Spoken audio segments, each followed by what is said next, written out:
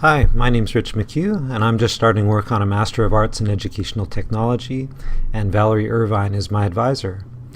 I'm a systems administrator and web programmer with 12 years' experience in the UVic libraries, and have been doing freelance web programming since 1994, including work on a couple of open source projects. I teach a flipped knowledge management lecture for all of the research and writing classes in the law faculty each semester. I have my very own educational technology focus group comprised of my 5 children. My family are in 6 different schools this year, including UVic, Camosun College, and a few K-12 schools. I coach 2U soccer teams and play myself in a local beer league, and I enjoy sailing.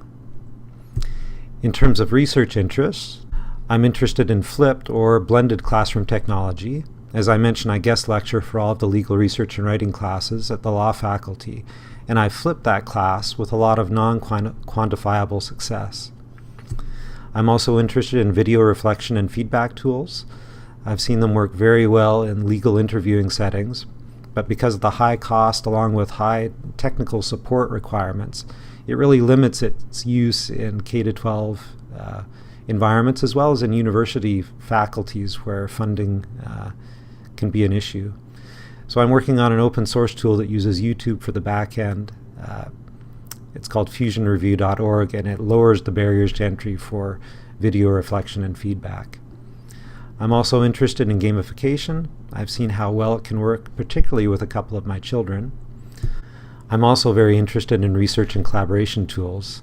In the library, I've done a lot of work with them, but someday I'd like to try to quantify the impact that they have on students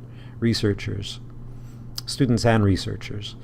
Last year I wrote a short Creative Commons licensed book called Research and Collaboration Tools for Students, Staff, and Faculty, Creating a Modern MEMX.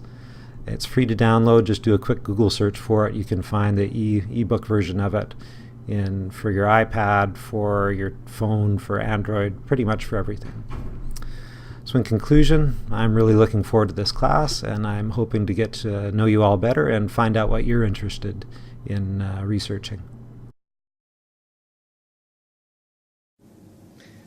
So one last thing, I was thinking it might be fun to show you my technology museum here in my office in the Music and Multimedia in the library.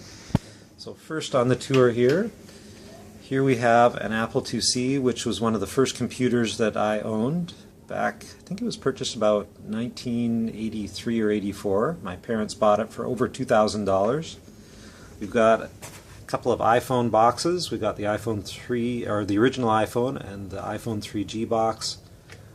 There's the original iPhone there. There's one of the original iPod minis. Over here we have some memory from old Windows computers, some heat sinks. We got a wireless video card there. We also have the last tape off of the law library. And they used to use these tapes to upload and download data from the mainframe computer for their card catalog. And this was the last backup that they did for the law library catalog. Up here we have operating systems.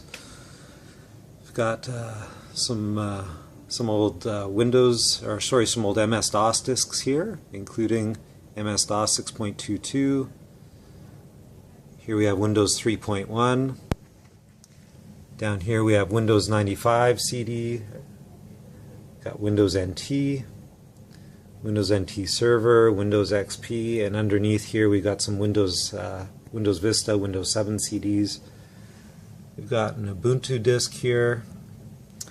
And then down at the bottom we have a 1 laptop per child, the original iPad box. Got Palm Pilot. We've got a Trio cell phone there, and a Nexus 4 box, which is the current phone that I'm using. Anyways, I hope you've enjoyed the virtual tour of my technology museum. If you're interested in seeing it in person, just let me know. I'm in Music and Media in the McPherson Library, so I'd be happy to give you a quick tour around here. Take care. Bye-bye.